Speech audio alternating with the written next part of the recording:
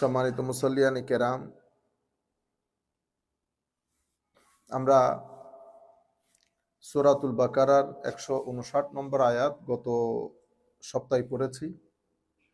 তার কিছু অংশ আজকে পড়ব, এরপর আমরা ইনশাআল্লাহ সামনের দিকে যাব। গত আয়াতের কিছু গুরুত্বপূর্ণ অংশ গত বৃহস্পতিবারে আমাদের এখানে দোয়ার মাহফিল ছিল বিদায়, আমরা কিছু গুরুত্বপূর্ণ কথা হয়তো আপনাদের পর্যন্ত পৌঁছাইতে পারি নাই, যেটা খুবই গুরুত্বপূর্ণ বলাটা এবং আপনাদের জানাটা বড় জরুরি। সেটা হচ্ছে আল্লাহ রাব্বুল আলামিন এখানে ইরশাদ করছেন, ইন্নাল্লাযীনা ইয়াকতুমুনা মা আনজালনা মিনাল বায়্যিনাতি ওয়াল হুদা মিন বা'দি মা বায়্যানাহু লিন-নাসি ফিল কিতাব উলাইকা ইয়ালআনুহুমুল্লাহু ওয়া ইয়ালআনুহুমুল লাঈনুন। আমার নবী সাল্লাল্লাহু আলাইহি ওয়াসাল্লাম সম্পর্কে তাওরাত বলেন, ইনজিল বলেন, অর্থাৎ পূর্ববর্তী যত কিতাব আছে, ইভেন হিন্দুদের যে মহাভারত এবং অন্যান্য যে 4 বই 4 কিতাব, একটা জিনিস তো আমাদের মাথায় রাখতে হবে, সেটা হচ্ছে আল্লাহর দুনিয়ার ভাষা থেকে শুরু করে জ্ঞান গরিমার মূল ভিত্তি প্রস্তর স্থাপন করেছেন আম্বিয়ায়ে কেরাম সবকিছুতে। কারণ প্রত্যেক জনগোষ্ঠীর কাছে আল্লাহ নবী রাসূল পাঠিয়েছেন, প্রত্যেক ভাষাভাষীর কাছে আল্লাহ নবী রাসূল পাঠিয়েছেন, এবং নবী রাসূলদের দেওয়া জ্ঞান পরবর্তীতে ম্যাচিউরিটি পেতে পেতে অ্যাডভান্সমেন্ট হতে হতে আমরা এই অবস্থার মধ্যে এসে পৌঁছেছি। হিন্দুদেরটা এটা ডিভাইন রেভলিউশন না। হিন্দুদের যে কিতাব, সেটা তারা যেহেতু ঐশী কিতাব, নবী রাসূল এগুলাতে তারা বিশ্বাস করে না। এই ক্ষেত্রে আমরা বলতে পারি পৃথিবীতে ধর্ম 2 ধরনের। এক ধরনের ধর্ম যেগুলাকে আমরা আহলুল কিতাব বলি। আহলুল কিতাব মানে যারা নবী রাসূলে বিশ্বাস করে, কিতাবাদিতে বিশ্বাস করে, যারা এই যে আপনি হযরতে মুসা আলাইহিস সালামের অনুসারী বলে নিজেদেরকে দাবি করেন, ইহুদি, ওনাদেরও একটা কিতাব আছে, খ্রিস্টানদেরও কিতাব আছে। আমরা যেমন পরকালে আখেরাতে বিশ্বাস করি, তারাও কিন্তু বিশ্বাস করে না যে তা না। এবং একটা বিষয় হচ্ছে, আমাদের পবিত্র কোরআনে বর্ণিত অনেক কাহিনী, যেমন হযরত আদম আলাইহিস সালামের সৃষ্টি, হযরত ইউসুফ আলাইহিস সালামের কাহিনী, হযরত ইসমাইল আলাইহিস সালামের কাহিনী, আপনি তাওরাত এবং জবুরের মধ্যে, ইনজিলের মধ্যে বিষয়গুলা এখনো পর্যন্ত আছে। এখনো পর্যন্ত আমার নবী সাল্লাল্লাহু আলাইহি ওয়াসাল্লামের আগমনী যে বার্তা, সেটা আল্লাহ রাব্বুল আলামিন সমস্ত ডিভাইন রেভলিউশনের মধ্যে আল্লাহ দান করেছেন। হিন্দুদের কাছে যেই মহাভারত বা যেই হিন্দুদের যেই মূল কিতাব, সেটার ভিতরেও আমার নবী সাল্লাল্লাহু আলাইহি ওয়াসাল্লামের আগমনী বার্তা আছে। আগমনী বার্তা আছে।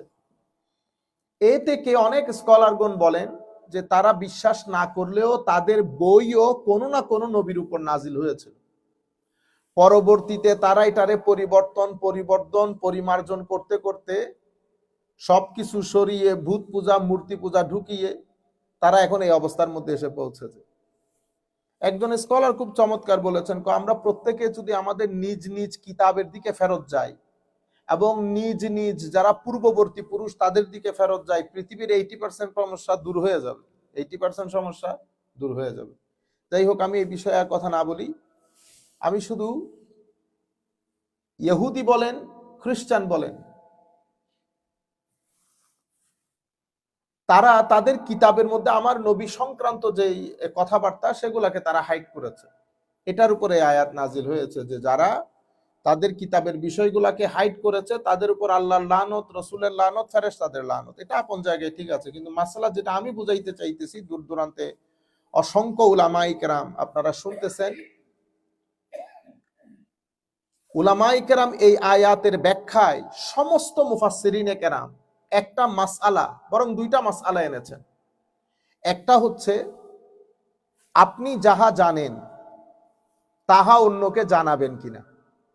কারণ আমরা যারা টেবিলে বসে কথা বলি, আমাদের জন্য থ্রেট বেশি। কেন? কোরআনে পাকের মধ্যে আল্লাহ বলেছেন, ইয়া আইয়ুহাল্লাযীনা আমানু লিমা তাকুলুনা মা লা তাফআলুন, তুমি যাহা করো না তাহা বলিও না। এবং আমাদের জিহ্বাকে আল্লাহ কেচি দিয়ে কাটতে আমার নবী দেখেছেন। এটা অনেক ভয়ানক কাজ। তা আমার তো কোনো খায়দে দরকার তো নাই, আমি অন্য কাজ করব। কিন্তু কোরআনের আরেক আয়াতের মধ্যে বলতেছেন, না, যা জানছো তা জানাইতে হবে। যদি না জানাও তাইলে আল্লাহর লানত, রসুলের লানত, ফেরেশতার লানত। আমি দুইটা নাই পড়ে গেছি না? আচ্ছা, এটা একটা মাসআলা আনছে। আর একটা মূল বিষয় হচ্ছে আপনি কোন কথা কোন জায়গায় বলবেন, এবং এটা একটা আর্ট।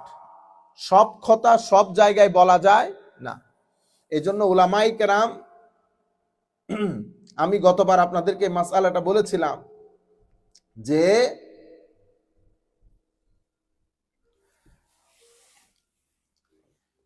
বলা হচ্ছে সুলতান কুরতবা উনি ইয়াহিয়া বিন ইয়াহিয়া লাইসিকে একটা হুকুমের ব্যাপারে, মানে এক ব্যক্তি ইচ্ছাকৃতভাবে একটা কাজ করেছে, যেই কাজের কারণে রোজা ভঙ্গ হয়ে গেছে। ইচ্ছাকৃতভাবে কি কাজ করেছে আপনারা বুঝতে পারতেছেন। হি ওয়াজ ম্যারিড। এখন মাসলা জিজ্ঞেস করার সময় ফাআফতাহুল ওয়াজিব আলাইহি আন ইয়াসুমা 60 ইয়াওমান, হযরত ইয়াহিয়া বিন ইয়াহিয়া লাইসি জবাব দিয়েছেন, আপনি 60টা রোজা কনস্ট্যান্ট রাখতে হবে, উইদাউট এনি ব্রেক। এটার পরে ওয়াকানা বাদুল ফুকাহা জালিসা, ওনার সাথে আরো ফুকাহায়ে কেরাম বসা ছিলেন। কেউ কোনো কথা বলে নাই। আজকের দিন হইলে আমরা টক্কর মারতাম। আরো আছে শরীয়তের মাসলা। কেন? এখন তো জাহেলের ছড়াছড়ি। মাঝে মধ্যে এত লজ্জা করে, ব্যক্তি জানে না 3 টাকার, হাত পা নাইরা এমনি এমনি কথা বলে। এ শের পড়েন, কোরআন শরীফের আয়াত পড়ে, হাদিস শরীফ পড়ে, না জেরের ঠিক আছে না জবরের ঠিক আছে। উর্দু শের পরে, উর্দুর কোনো আগা নাই মাথা নাই, আপনি না পারলে না পড়েন। ডিসরেসপেক্টফুল এই জিনিসগুলা। আর যখন সিনিয়র কোনো আলেম থাকে, সিনিয়র উলামায়ে কেরামের সামনে আমার হাত পা নাড়ানোর কোনো দরকার নাই। আমরা ওই মজলিসের মধ্যে কিছু হিকমতওয়ালা কথা বলি নাই, কারণ আল্লামা সৈয়দ সাজিদুল হক হুজুর সাহেব উপস্থিত ছিলেন। সিনিয়র উলামায়ে কেরামের সামনে বেশি হিকমতপূর্ণ কথা আমাদের মতো নওজোয়ান নসল বলাটা বেয়াদবি। আপনারা বুঝতে পারতেছেন? কিন্তু এখন কারে কে আদব শিখাবে? দুনিয়া আজব হয়ে গেছে। এখন বাপরে পোলাও মানে না, বাপরে পোলাও মানে না। আমরা কুমিল্লা টাউন হলে একটা প্রোগ্রামের মধ্যে ছিলাম। সিনিয়র উলামায়ে কেরাম স্টেজের মধ্যে বসা। উলামায়ে কেরাম আমাকে বলছেন, বেটা আইসা আমার 1 ঘন্টা কোরআন শরীফ থেকে কিছু বলতে হবে। আল্লাহ হুজুর, আমি তফসির করতে পারবো না, এই কাজ আমাকে দেওয়া হবে না, আমি এমনিতে বক্তব্য আলোচনা করতে পারবো। গেছি ওখানে, আমাদের এক স্যাংরা পোলা বক্তব্য দিতেছে, আমার স্টেজে উঠতে ইচ্ছে করতেছিল। আমি চিন্তা করতেছি, এর সাহসে কোলাইতেছে কেমনে এতগুলো আলেমকে পিছনে রেখে। পরে আমাদের হায় হায়, আপনাদেরকে এখন একটা কথা বলবো, সমস্ত উলামায়ে কেরাম, বেটা আপনারা যারা বিভিন্ন জায়গায় বসে আমাদেরকে শুনতেছেন, আমি ইমাম শাফিঈ রাদিয়াল্লাহু তাআলা আনহুর একটা কথা আপনাদেরকে শোনাই। ইমাম শাফিঈ রাদিয়াল্লাহু তাআলা আনহু উনি বলতেছেন, এলমের জ্ঞানের 4টা শাখা আছে। কয়টা শাখা? মানে জ্ঞানের 4টা স্টেজ আছে। ইমাম শাফিঈ বলতেছেন, যেই ব্যক্তি আন্না মান দাখালা, যেই ব্যক্তি প্রথম স্টেজে ঢুকছে, সেই মনে করে তার চেয়ে বড় আলেম পৃথিবীতে নেই। ইয়ানি আন্না মান দাখালা ফির রুবইল আউয়াল, প্রথম কোয়ার্টারে যেই ব্যক্তি ঢুকছে, সেই মনে করে আন্নাহু আ'লামুন নাস, সে সবচেয়ে বড় জ্ঞানী। আম্মা মান দাখালা ফির রুবইস সানি, যেই ব্যক্তি দ্বিতীয় কোয়ার্টারের ভিতরে ঢুকেছে, সেই মনে করে আমি জানি, তবে যাহা জানি না এটা মোটামুটি বেশি। ওয়া আন্না মান দাখালা ফির রুবইস সালিস, যেই ব্যক্তি তৃতীয় কোয়ার্টারে ঢুকছে, সেই মনে করে আমি যা জানি আর যা জানি না, যাহা জানি না এটা মিলিয়ন মিলিয়ন মিলিয়ন, যাহা জানি অ্যাজ কম্পেয়ার টু যাহা জানি না একেবারে সামান্য। দেখছেন? ওয়ান্না মান দাখালা ফির রুবইর রাবি, যেই ব্যক্তি চতুর্থ দরজার মধ্যে ঢুকে গেছে, সেই ব্যক্তি মনে করে আন্নাহু আজহালুন নাস, সেই ব্যক্তি সবচেয়ে বড় মূর্খ। আপনারা জিনিসটা বুঝতে পেরেছেন? প্রথম রুমের ভিতরে ঢুকে সেই মনে করে আমার মতো বড় জ্ঞানী কেউ নাই, আলামুন নাস। দ্বিতীয় রুমের ভিতরে ঢুকে মনে করে যে না, আমি যাহা জানি না এখন অনেক বেশি। তৃতীয় রুমের ভিতরে ঢুকে মনে করে যে যা জানি না এটা সংখ্যা অনেক বেশি। চতুর্থ রুমের ভিতরে ঢুকে মনে করে আমি আসলে কিছুই জানি না। আজীব বিষয়, এবং এটা এটা এটা বহু আজীব। সমস্ত বড় উলামায়ে কেরামের মুখে আমরা শুনি, যেমন আমাদের ডক্টর আলী জুমার মতো আলেম, যাকে বর্তমান যুগে ফকিহে মসর, মিশরের ফকি ইমাম শাফেঈ রাদিয়াল্লাহু তাআলা আনহুর ছায়া ইমাম শাফেঈ বলা হয়। উনিও মাসলা মাসাইল বলার সময় বলতো বেটা ফকির আনা লা আরিফ শাইআন, কিচ্ছু জানি না আমি। ইন্না লিল্লাহি, যদি কিচ্ছু না জানে তো আমরা কোথায় বসে আছি? আপনারা বুঝতে পেরেছেন? তাইলে সম্মানিত উলামায়ে কেরামের প্রতি আমার বিশেষ অনুরোধ, আল্লাহর ওয়াস্তে বেটা হাত পা নাড়ানি বন্ধ করে দেই আমরা, নাম্বার 1। নাম্বার 2, সিনিয়র কোন আলেম যদি আপনাদের স্টেজের মধ্যে থাকে, আল্লাহর ওয়াস্তে এক কোনায় দাঁড়াবেন, এক কোনায় দাঁড়াবেন, দাঁড়িয়ে হাত পা নাড়ায়েন না। আর বেশি তফসিরের কিতাব, হাদিসের কিতাব, অমুক কিতাব, সমুক কিতাব, এগুলো উলামায়ে কেরামের সামনে বলিয়েন না। মোটামুটি মুখতাসার যা বলার, যদি ঘন্টাখানেকও সময় পান, আদবের সাথে যতটুকুন কথা রাখার ততটুকুন রাখবেন। আমরা আমাদের উস্তাজ আল্লামা শেরে মিল্লাত মুফতি উবাইদুল হক নাঈমি, যাকে জমানা শেরে মিল্লাত বলতো। শেরে মিল্লাত মানে জমানার বাঘ, আসলে বাঘ, আসলে বাঘ। ওনার উস্তাদ হচ্ছে ইমাম আহলে সুন্নাত আল্লামা নুরুল ইসলাম হাশিমি মুতাজিল্লুল আলী রাহমাতুল্লাহি আলাইহি। হুজুর তো দুনিয়া থেকে পর্দা করেছেন প্রায় 100 বছর বয়সে। এগুলা হচ্ছে আপনি যদি দেখেন না, শুধু দেখলে হয়, কোনো ওয়াজ তাকরীর করতে শুনতে হয় না। এগুলার জিন্দেগির মধ্যে আপনি এলম আমল অনেক দূরে, একটা সুন্নতের গরমিল আপনি কোনোদিন পাবেন না। ডান করতে শুইতে বলছে, আমি জিন্দেগির মধ্যে হুজুরকে বাম করতে শুইতে দেখিনি। এবং 12 দিন ব্যাপী ঈদে মিলাদুন নবী করতেন হুজুরের দরবারের মধ্যে, মাদ্রাসায়। পুরো বাংলাদেশের সবাই তো ছাত্র, নইমি সাহেব হুজুর ছাত্র মানে সবাই তো ছাত্র। হায় হায়, হুজুর এই আশারের পরে দুজানু হয়ে বসতেন। আমরা এখানে 2 মিনিটের মধ্যে, এই যে আমি এখনো তো দুজানু হয়ে বসতে পারি নাই, পায়ের ব্যথা আছে। হুজুর এই বুড়া বয়সে 2 জানু হয়ে বসতেন, এই যে বসছেন প্রস্রাবও তো আসে না। আজীব বিষয়। সমস্ত আলেমরা, বুড়া বুড়া হাফেজ, সমস্ত উলামায়ে কেরাম যেতেন আমাদের দেখা মতে। এ কতক্ষণ পর পর যাইতেছে বাথরুমের মধ্যে, এই বেটা বসা তো বসা, উঠেও না, নড়েও না। তারপরে একদিন আমরা শুনেছি জিনিসগুলা, হুজুরকে জিজ্ঞাসা, হুজুর আপনি এত কষ্ট করে বসে থাকেন যে, কবেটা কি বলতে কি বলে ফেলবে উলামায়ে কেরাম, আমার মজলিসের বদনাম হয়ে যাবে, আমার মজলিসের বদনাম। আমি বড় বড় আলেমকে ওয়াজ করতে, হুজুরা সবাই দাঁড়াইতেন এক কোনায়। একদিন এক আলেম বলতেছিল, মুসলিম শরীফের রওয়ায়েত বলে সাহাবায়ে কেরাম 72 জন ছিলেন। হুজুর মজলিস থেকে উঠে বলে, বেটা 72 না 75 জন ছিল। ও আমার হুজুর বলছে 75 জন, দেখছেন নি অবস্থা। এখন তো কেউ বলারও নাই, দলারও নাই, সবাই তো মুকাররির, কারণ ওই জমানা খতম হয়ে গেছে। ওই জমানা নবী সাহেব হুজুরের সাথে শেষ তাকরীর আমার জিন্দেগি। আমাকে হুজুর তো জানেও না কে করবে, আমরা তো ছোটখাটো মানুষ। তো হুজুর জিজ্ঞেস করতেছে আমাকে, বেটা আমার পরে কে? আনলাম কেউ না হুজুর, আপনি চলে যান। তো পরে সবাই বলতেছে হুজুর করবে। আচ্ছা আসো আসো, করো, শুরু করো। আনলাম না, আপনি চলে যান। কই তো আমি চলে যাইতেছি। আনলাম না, এরকম চলে গেলে হবে না, এলাকা ছেড়ে চলে যেতে হবে। একেবারে আপনার গাড়ি যখন মাইল 1.5 মাইল চলে যাবে, মাইকের আওয়াজ শোনা যাবে না, তখন থেকে ওয়াজ, এর আগে না। কারণ সাহসের দরকার হয়। আমি জানি যে উল্টা পাল্টা হইলে ব্যাক করবে আবার, দে ডোন্ট কেয়ার এনিথিং।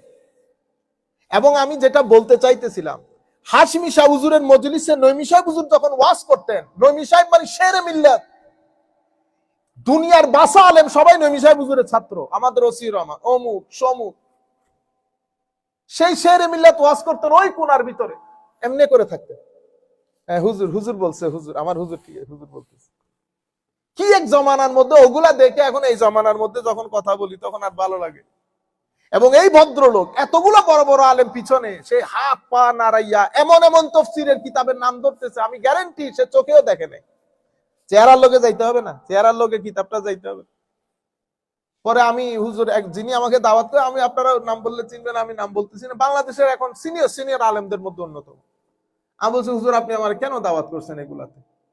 কবে এটা কিয়ামতে, কিয়ামতে শুরু শুরু কি করবে এখন সয়ে বয়ে নাও। আমাকে বলতেছে কি সয়ে বয়ে নাও, কি করবা কিয়ামতে, কিয়ামতে এসে গেছে, কিয়ামতের আলামত মনে করো।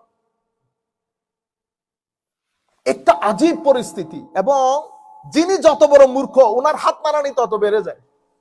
আর আপনি প্রত্যেক দিন এই আপনারা যারা আছেন, আপনারা যে পরিমাণ ওয়াজ শুনছেন, ভালো ভালো হুজুর তো অত ওয়াজও করে নাই, ঠিক না? আপনাদের বয়স আপনারা তো, আপনি এই নর্মাল কথাগুলা বলে শ্রোতাদের পাগল করে দেওয়ার দরকার আছে, বিরক্ত করা। কিছু লেখাপড়া করে না তো, পড়ালেখা নাই, একই ক্যাসেট এটা বারবার বারবার বারবার। জুমার মধ্যে যান, জুমার বই আছেন একটা, জুমার খুতবা, খুতবার কি বই থাকে? খুতবা মানে বক্তব্য, খুতবা মানে কি বক্তব্য। জেহালত মূর্খতা এই পর্যায়ে পৌঁছেছে।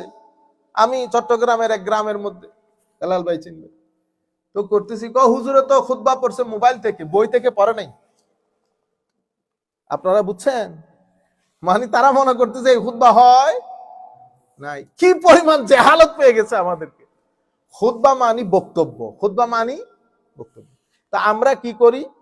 আমরা বক্তব্য আরবিতে যেটা দেই সেটা বাংলাতে প্রথমে আপনাদেরকে শোনাই দেই, কারণ আমি আরবি পড়লে তো আর আপনারা বুঝবেন না। তো যেটা আপনাদেরকে আরবিতে বাংলাতে শোনাই সেটা আবার আপনাদেরকে একটু আরবিতে বলি। এই হচ্ছে খুতবা। এখন আমরা ওই 12 মাসের খুতবা এটা ঘুরে ফিরে পুরো 12টা মাস মুসল্লিদেরকে শোনাই। এরপর আপনি বলেন হুজুর অমুকের পোলা আসছে মোবাইল দেখে। আরে আপনি যেই কথা বলতেছেন এটা তো সে, তার কোনো দরকার নাই তো। গোড়ার ওয়াজ দিয়ে কোনো দরকার আছে? গোড়ার যাকাত। আপনারা বুঝতে পেরেছেন? আজীব জমানা। এবং নরমালি আমরা যারা লিখতে জানি না, আরবিতে আমরা লিখতে জানি না, আমরা কি করব? এখানে অনলাইনের মধ্যে শত শত জিনিস আছে। আপনি একদম লেখাপড়া না করে বিসমিল্লাহ করে সকাল উঠে ওখানে দাঁড়াই যাবেন, এটা তো জুলুম হচ্ছে আল্লাহ রসুলের মিম্বরের সাথে। মিনিমাম 3 দিন তো আপনি খুতবার পিছনে লেগে থাকতে হবে, কি বলবেন কি বলবেন না, সোসাইটির মধ্যে কি ইস্যু আসতেছে, আমাদের তরুণ প্রজন্মের কি প্রয়োজন। মিনিমাম 3 দিন তো আপনি এটার পিছনে লেগে থাকতে হবে। এখন আপনি কোনো কিছু করেন না, বুজুর্গ মানুষ, সকাল ওইটা দেখে, একটু এমনি এমনি করে দেখে পেজটা, তারপরে বইটা নিয়ে দাঁড়ায় যায়। তারপর আপনাদেরকে বলবে আজকে জিলকদের অত তারিখ, জিলকদের এই খুতবার মধ্যে এই আছে। আচ্ছা, যিনি খুতবা লিখেছেন আজ থেকে 100, 250, 300 বছর আগে, ওনার সময়কার পরিস্থিতি আর আজকের সময়কার পরিস্থিতি এক।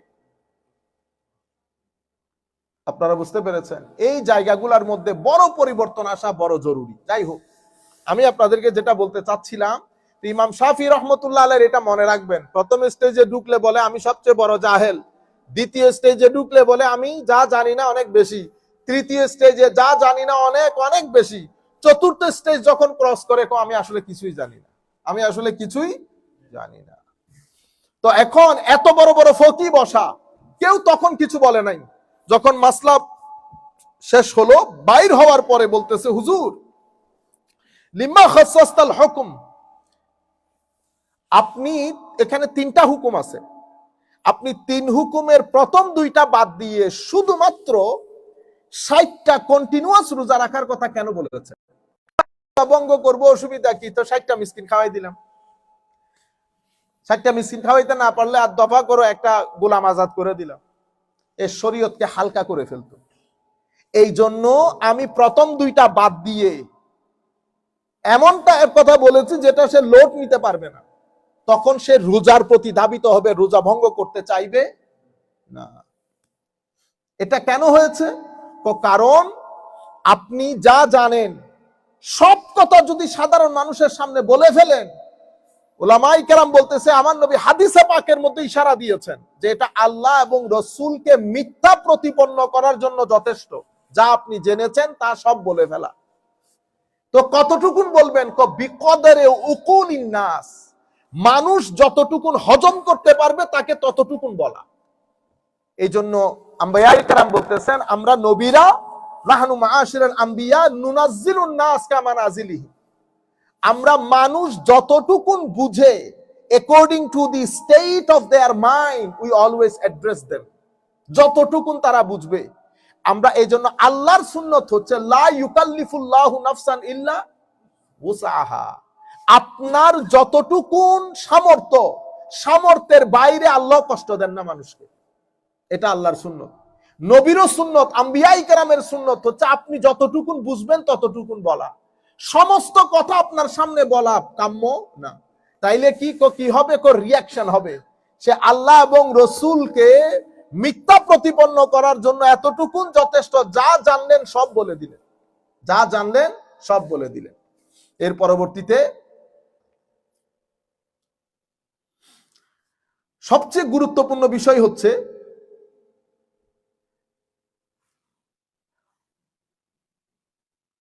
হাজ্জাজ বিন ইউসুফ হযরতে আনাস বিন মালিক রাদিয়াল্লাহু তাআলা আনহুকে জিজ্ঞেস করেছেন যে আল্লাহর নবীর জীবনে সবচেয়ে কঠিন পানিশমেন্ট কোনটা আল্লাহর নবী দিয়েছেন। আনাস বিন মালিকের মতো সাহাবী, মনে রাখবেন সাহাবী হওয়া, তাবেঈ হওয়া ওইটা এক জিনিস, আল্লাহর নবীর পক্ষ থেকে ইলমের মালিক হওয়া আরেক জিনিস। অসংখ্য বড় বড় তাবেঈ এমন ছিলেন, তাবেঈ মানে যিনি সাহাবায়ে কেরামকে দেখেছেন, আল্লাহ রাসূলকে দেখেন নাই ওনারা। হযরত শাবির মতো বিখ্যাত তাবেঈ, ওই তাবেঈর দর্সের মজলিসে অসংখ্য সাহাবায়ে কেরাম বসে ইলম শুনতেন। ইলম বিষয়টা ভিন্ন, ইলম বিষয়টা ভিন্ন। আপনি বলতে পারবেন না দুরু এটা তো গরিবের ছেলে, ওর কাছে এত ইলম না, গরিবের ছেলে, ধনীর ছেলে, আপনি এগুলো আলাদা বিষয়, আর ইলম বিষয়টা ভিন্ন জিনিস। এরপরে ইলমের পরে হচ্ছে আপনি ইন্টারপ্রিটেশন দেওয়া জিনিসটা। যেমন হযরতে উসমানে গনি রাদিয়াল্লাহু তাআলা আনহুর খেলাফত আমল, এক মহিলার বিরুদ্ধে একটা কমপ্লেইন হয়েছে উসমানে গনির কোর্টে। মহিলার 6 মাসের অন্তঃসত্ত্বা, 6 মাসের অন্তঃসত্ত্বা, এটা স্বামীর কাছেও জিনিসটা কি লেগেছে, খটকা লেগেছে। 6 মাস তো না, আমাদের এখানে 9 মাস 10 দিনের একটা বিষয় আছে। সে কিছুদিনের মধ্যে সন্তান প্রসব করবে, স্বাভাবিকভাবে কিছুদিনের মধ্যে সন্তান প্রসব করবে, মাত্র 6 মাস। এটা স্বামীর মাথা, স্বামী খুব যে অবিশ্বাস করতেছে তা না, কিন্তু বিশ্বাসও করতে পারতেছে না।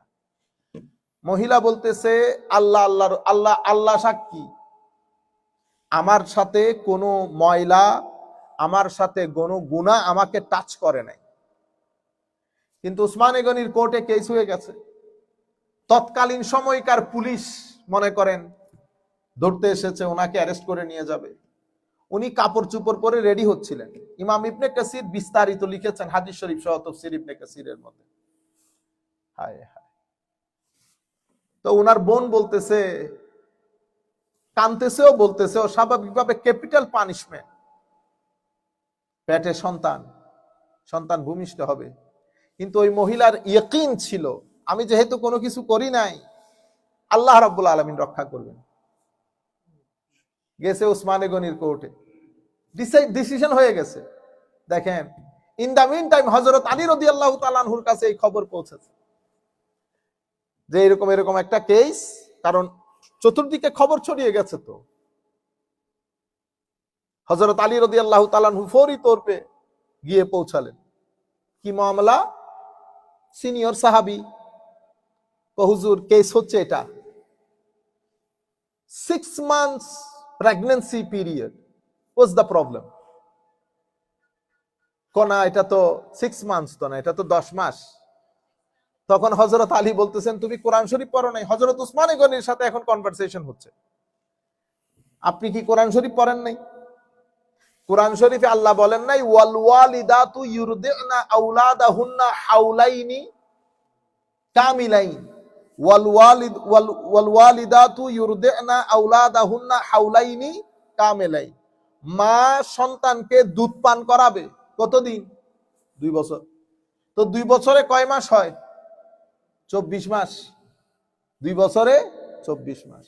আরেক আয়াত, যে আয়াতের উপর ভর করে আমি এই কথাগুলা বলতেছি, ওয়া হামলুহু ওয়া ফিসালুহু সালাসুনা শাহরান। মার গর্ভধারণ, দুগ্ধপান, এই 2 পিরিয়ড মিলে কোরআনে পাকের ভাষ্য মতে 30 মাস। কয় মাস? 30 মাস। তো 30 মাসকে দুগ্ধপানের 24 মাস বাদ দিলে কয় মাস থাকে? 6 মাস। তো হযরত আলী বলতেছেন প্রেগন্যান্সির মিনিমাম পিরিয়ড হচ্ছে 6 মাস। হযরত উসমান গনি খলিফায়ে রাশেদ, চিন্তা করতে পারবেন, উনি বলতেছেন আমার ভাই আলী ঠিক বলেছে, আমার রায় ওয়াজ রং, হযরত আলী ইজ রাইট। আমরা হইলে বলতাম তুমি বেশি বুঝিও না, আমি খলিফা, I am the minister, I am the president. জমানা আদবের এলমের ছিল। ওই মহিলা ঘরে চলে এসেছে, কিছুদিন পর মহিলার বাচ্চা হয়েছে, এক্স্যাক্টলি দেখতে তার জামাইয়ের মতো, এক্স্যাক্টলি দেখতে তার জামাইয়ের মতো। আপনারা বুঝতে পেরেছেন? এই যে এটাকে বলে ফিকহুদ্দিন, আপনার ভিতরে ফিকা থাকা, মানে আয়াত আমিও পড়তেছি, অমুকও পড়ছে, অমুকও পড়ছে, কিন্তু ওখান থেকে আরেকজনের বুঝে যেটা আসতেছে সেটা এখানে আর কারো আসতেছে না। অদ্ভুত বিষয়। তো এখন মানুষ দুইজন, একজন ঘরের লোক, একজন বাইরের লোক। মাসলা আসছে, এলাকার মানুষ বলতেছে আমরা ঘরের লোক আমরা বাইরের লোক দেখছি। আমরা কিসের লোক দেখছি? বাইরের লোক। ঘর ওয়ালি বলতেছে বাইরের লোক ছিল না, ভিতরের লোক ছিল। মাসলা পেশ খায়া গেছে না? হযরত ইমামে আজম আবু হানিফার কাছে মাসলা আসছে, দেখছেন অবস্থা? কারণ এটা তো ডিভোর্সের বিষয়। তো ইমামে আজম আবু হানিফা বলতেছে এটা ভেরি সিম্পল। দেখছেন না অবস্থা? খুব ভেরি সিম্পল। কি ওদের বাসায় কুকুর টুকুর ছিল নি? ছিল। তোমরা তখন কুকুরের কোনো আওয়াজ শুনছো? না, কুকুরের কোনো আওয়াজ শুনিনি। তুমি বেটা যাকে সন্দেহ করতেছো তাকে একটু রাতের দিকে তোমাদের দিকে যাইতে বলিও তো। তো ওদিক দিয়ে হাঁটার সময় কুকুর কি করে? গেউ গেউ গেউ গেউ করে। তো কুকুরের গেউ গেউ মানে মানুষ অপরিচিত ছিল, গেউ গেউ না করা মানে হচ্ছে মানুষ পরিচিত ছিল। সুতরাং ঠিক হবে না। এটা আল্লাহ রাব্বুল আলামিন এই এবিলিটি যাকে দান করেন, একই আয়াত সবাই পড়তেছে, তো একজন চুপ করে থাকে। আউলিয়াই কেরামের এলমের মধ্যে এত গভীরতা কেন? কারণ আমরা দুইভাবে লেখাপড়া করি। একটা লেখাপড়া কিতাবের পর কিতাব, কিতাবের পর কিতাব। এই যে আমি দেখে দেখে দেখতেছি এটা কি ইমাম রাজি কি বলছেন, বাগবী কি বলছেন, এটা হচ্ছে আমার দেখার জিনিস। আল্লাহর ওলিরা দেখে, রাতে সিজদায় গিয়ে আল্লাহর দরবারে এলম খোঁজে। আল্লাহ রাব্বুল আলামিন কাউকে বালতি সহ দিয়ে দেন ভিতরে, আর কাউরে ওই যে বৃষ্টির পানি পড়ে না, ওই যে রস পড়ে না, রস গাছ থেকে টপ টপ টপ টপ পড়ে, সকাল হইতে হইতে এটা পুরাই যায়। তো আল্লাহ রাব্বুল আলামিন যারা 12টার পর থেকে যদি টপ টপ পড়া শুরু করে, তো সকাল হইতে হইতে সিনা ভরে গেছে না? এটাকে বলে ইলমে লাদুন্নি। এটাকে কি বলে? ইলমে লাদুন্নি। তাইলে প্রথম এলমের জন্য বই দরকার হয়, দ্বিতীয় এলমের জন্য বই দরকার হয় না। প্রথম এলম জমে ব্রেইনে, দ্বিতীয় এলম জমে সিনাই। প্রথম এলমে পড়তে হয়, দ্বিতীয় এলমে সিজদা দিতে হয়। এটার গভীরতা বেশি, এটার গভীরতা বেশি। এটা এই এলমে লাদুন্নির মাধ্যমে যে এলম নসিব হয়, এটা আবার পড়ালেখার মাধ্যমে হয় না। আপনি পড়ালেখার মাধ্যমে লেয়ার যেতে যেতে 3 লেয়ার 4 লেয়ার পর্যন্ত যাবেন, কিন্তু এলমে লাদুন্নিওয়ালা যখন কথা বলবে সে 10 লেয়ার ভিতর থেকে বলবে। তখন আপনি বলবেন যে এ পাগল, এ কি পাগল কেন? কারণ হচ্ছে এটা রামবুতান। রামবুতান মালয়েশিয়ান লিচি আছে না, রামবুতান খাইতে অনেক মজা না, কিন্তু দেখতে অসম্ভব বাজে। তো যেই চিনে না সে বলবে দূরে এটা একটা জিনিস হইল, দেখতে কেমন লাগে। আর যেই চিনে এ বিসমিল্লাহ করে নিয়ে সাইড হয়ে যাবে। তো ও খাইতেছে টেস্ট দিয়ে দিয়ে, সুবহানাল্লাহ। আর আপনি দেখেন নাই, আপনি বলতেছেন পাগলের কাজ দেখেন, যা পাই তা খায় ফেলে। আসলে কি সে যা পাই তা খাইতেছে? এ রামবুতান খাইতেছে। তো এলমে লাদুন্নি ওয়ালার এলম এক ধরনের, আর কিতাবি এলমের এলম এক ধরনের। তো এলমে লাদুন্নি ওয়ালারা যখন এলম পান তখন এরা একদম ছোট হয়ে যায়। কিতাবি আলারা যখন এলম পান এ সিনা খুললা যায়, মনে হয় যেন আপনারা খায়া ফেলবে। তাইলে এলম যখন যেভাবে প্রয়োজন সেভাবে কথা বলার নাম হিকমত। সব জায়গায় সব ধরনের কথা বলা যায় না। সমস্ত আলেমদেরকে বলবো, যারা যেখান থেকে বসে আপনাদেরকে শুনছেন, বেটা আপনারা ইয়াং পোলা পায়, বড় মজলিসের মধ্যে আমার নবীর প্রাইভেট লাইফ নিয়ে কখনো কথা বলবেন না, বেয়াদবি। মজলিসের মধ্যে লাখ মানুষ আমার বক্তব্য শুনতেছে, সবার এলমের লেভেল, ইমানের লেভেল এক না। আপনি আমার নবীর ব্যক্তিগত জীবন নিয়ে কি কারণে কথা বলবেন? আয়েশা সিদ্দিকা রাদিয়াল্লাহু তাআলা আনহা যা বলার বলে দিয়েছেন, হুকুম যেটা সাবেত হওয়ার সাবেত হয়ে গেছে, আমাদের কাজ উদ্ধার হয়ে গেছে, এখন আমাদের ওগুলা বলার দরকার নাই। আপনি যখন এই কথাগুলা বলবেন, শয়তানের ওয়াসওয়াসা সহ মানুষ ভিতরে কত কিছু চিন্তা করবে। এই জন্য সব কথা সব জায়গায় বলা নিষেধ, আমার নবী হাদিসে পাকের মধ্যে নিষেধ করেছেন।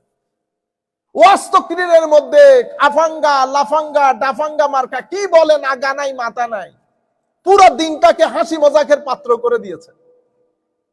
তরুণ প্রজন্ম, শিক্ষিত প্রজন্ম যারা সায়েন্স আর ঢাকা কলেজ বিভিন্ন ইউনিভার্সিটিতে পড়ে, তাদের কাছে আমরা একটা হাস্যকর পাত্র হয়ে গেছি। লাখ মানুষ দেখি আমার হুঁশারা, এক আজি বাজি অভিনয় শুরু করি, টুপি রাখি, টুপি খুলি, গান করি, ইন্না লিল্লাহি ওয়া ইন্না ইলাইহি রাজিউন। এরপরে এই সমস্ত আয়াত শেষ করার পরে আমার আল্লাহ এবার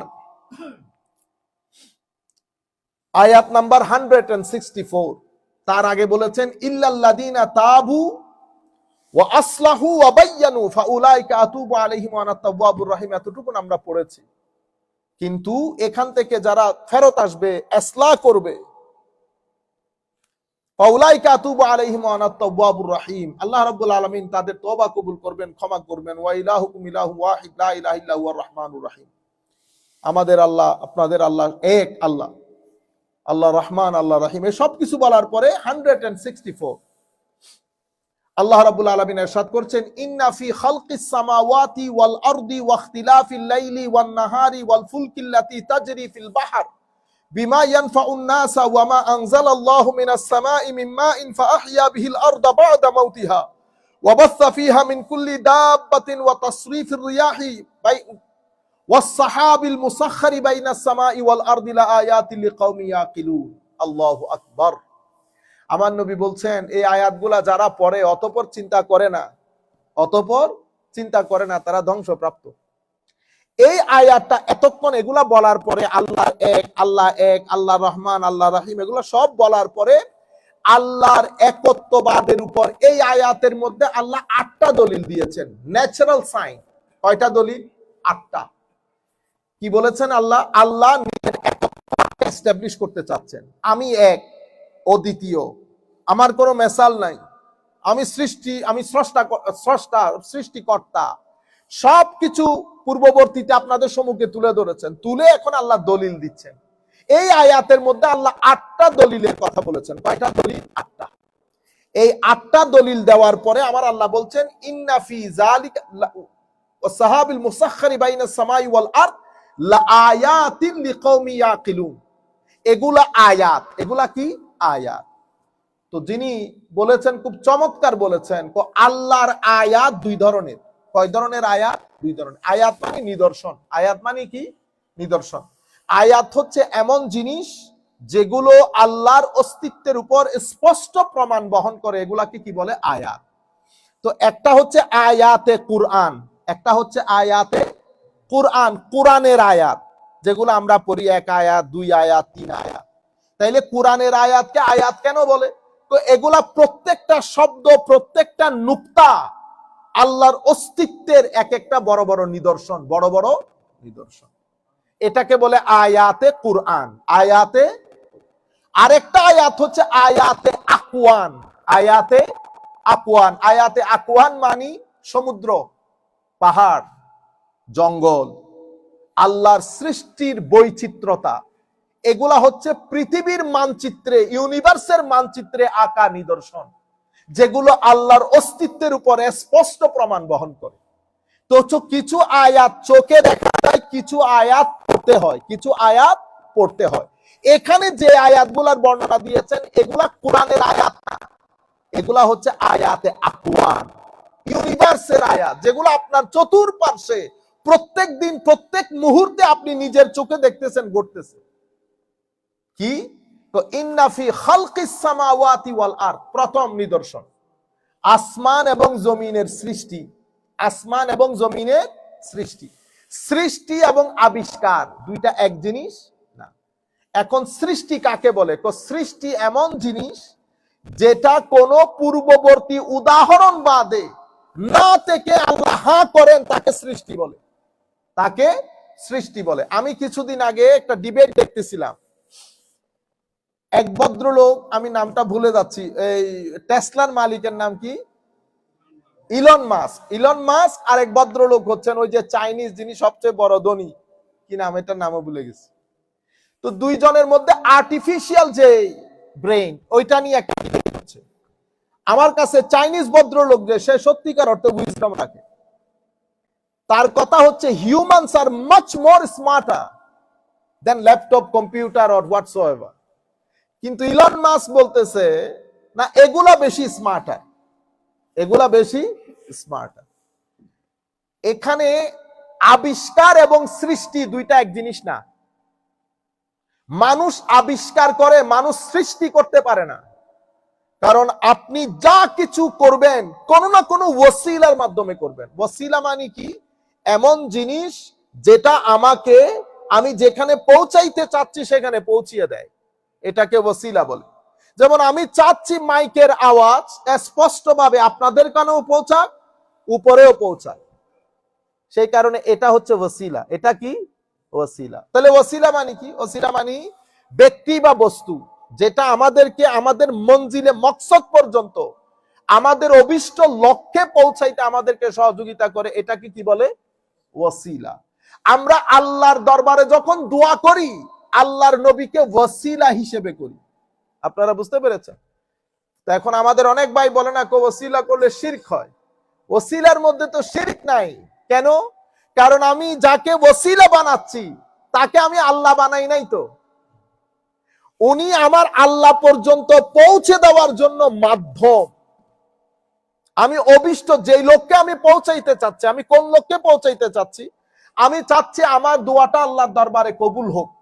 সেই কারণে আমি আমার নবীকে আল্লাহর দরবারে ওসিলা, মাধ্যম, মিনস হিসেবে প্রেরণ করলাম। কেন? কারণ আমি জানি আমার নবী আল্লাহর দরবারে অসম্ভব মহব্বতের। আল্লাহ অন্তত এই মহব্বতের দিকে তাকিয়ে আমার দোয়াকে রদ করে দিবেন না। এটাকে কি বলে? ওসিলা। এটাকে কি বলে? ওসিলা। তাইলে সৃষ্টি কাকে বলে? সৃষ্টি হচ্ছে কোন ধরনের মেসালে সাবেক, উইদাউট এনি এক্সাম্পল, কোন জিনিসকে যখন না থেকে হ্যাঁ করা হয়, এটাকে কি বলে? খালক। এটাকে কি বলে? খালক।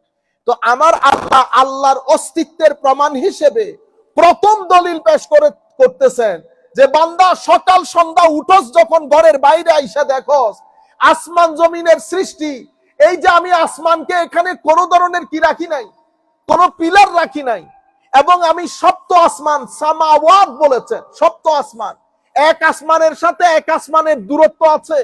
আর জমিনকে আমি 7 তবকায় বিভক্ত করেছি, কিন্তু জমিনকে আল্লাহ কি বলেন? বহু বচনে বলেন নাই, আরদ বলেছেন। কেন? তবকা 7টা হলেও দেখতে একটার মতো লাগে, আর ওগুলাকে একটার মতো লাগে না। ইন্না ফি খালকিস সামাওয়াতি ওয়াল আরদ, এটা প্রথম নিদর্শন।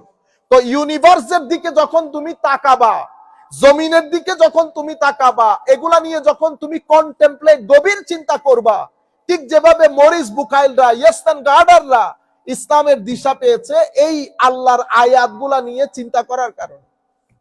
আমাদের মতো এই মারামারি দাঁড়াদাঁড়ি করার জন্য না, হাত উপরে বাঁধবো না নিচে বাঁধবো, মুখ না সমুখ, আমরা আছি এক রাস্তায়, আর আল্লাহ আমাদেরকে ডালতে চাইতেছেন কোন রাস্তায়? দেখেন, ইন্না ফি খালকিস সামাওয়াতি ওয়াল আরদ। এরপরে দ্বিতীয় দলিল, ওয়াখতিলাফিল লাইলি ওয়ান নাহার, আমাদের হাতে সময় কম, এবং রাত এবং দিনের পরিবর্তন। অদ্ভুত বিষয়, আমার আল্লাহ বলছেন আমি রাতকে আরামের জন্য বানিয়েছি। এবং আপনি অবাক হয়ে যাবেন, আমাদের মসজিদের ইমাম, ইংল্যান্ডের আল্লামা ফারুক সাহেব হাফেজ, সে আবার মাইক্রোবায়োলজিতে পিএইচডি করতেছে।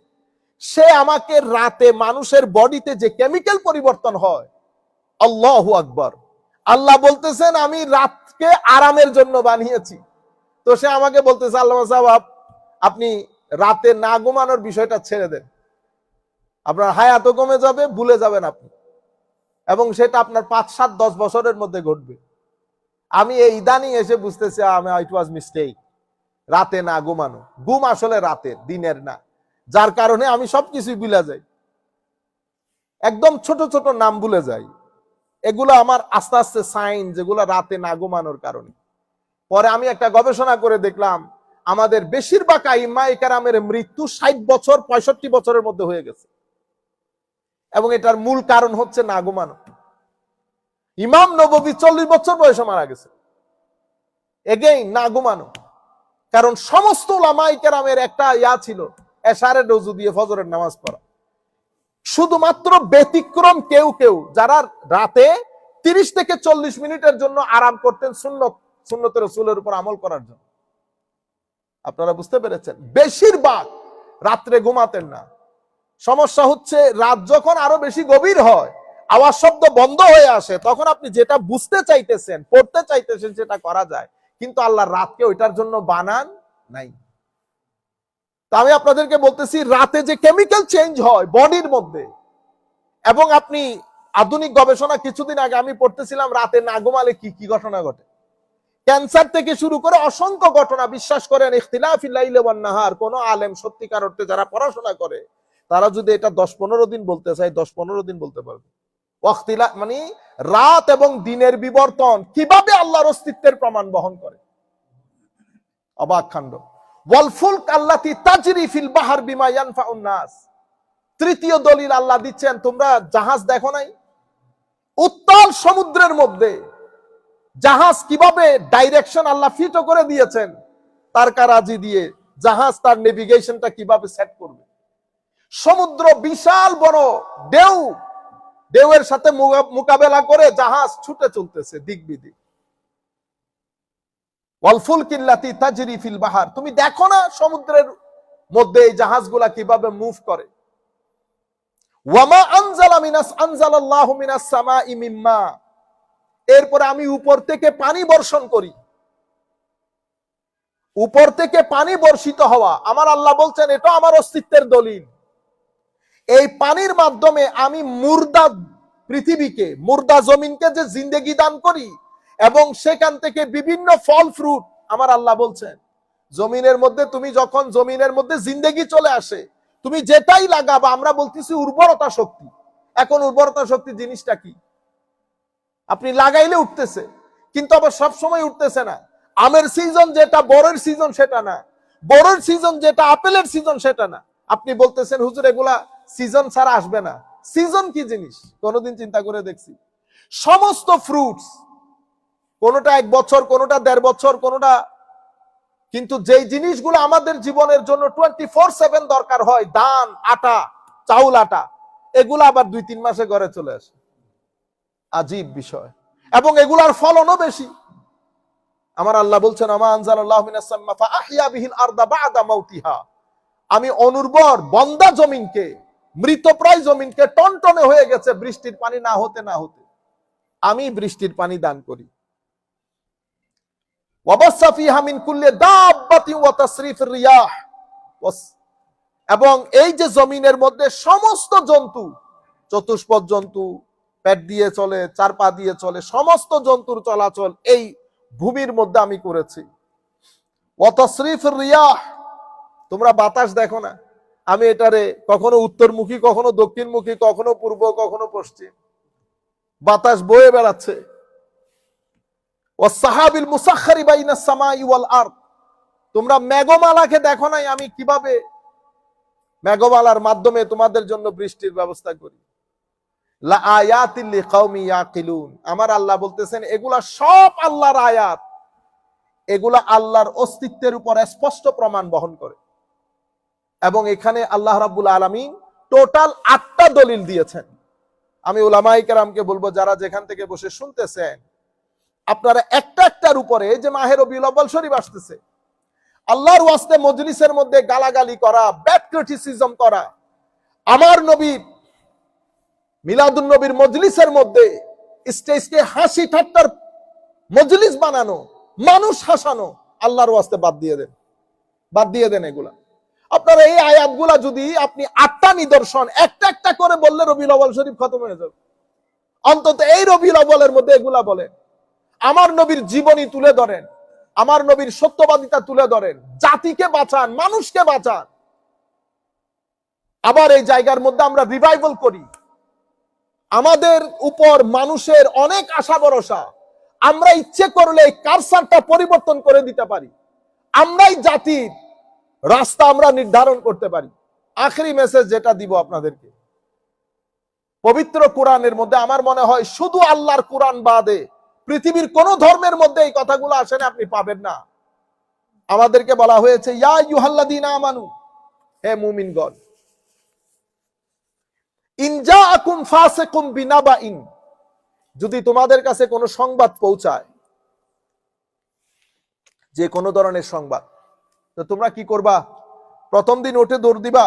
কোনা ফাতাবাইয়ানু, সংবাদ যেটা আপনাদের কাছে এসেছে সেটা নিয়ে পরিপূর্ণরূপে অ্যানালাইসিস করেন, হাউ ট্রু ইট ইজ, এটা সত্য, আদৌ সত্য কিনা।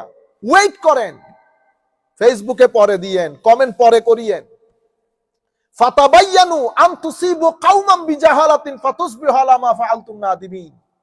আমার আল্লাহ বলছেন, আপনার অসতর্কতার কারণে, অ্যানালাইসিস না করে কথা বলার কারণে দেখা যাবে আপনার মাধ্যমে পুরো একটা জাতি ধ্বংস হয়ে গেছে। মানুষ ব্যক্তিগতভাবে হোক, সামাজিকভাবে হোক, পারিবারিকভাবে হোক, মানুষ হেনস্থার শিকার হয়েছে শুধু আপনার ভুল বুঝে একটা কমেন্টের কারণে। ফাতুসবিহু আলা মা ফাআলতুম নাদিমিন।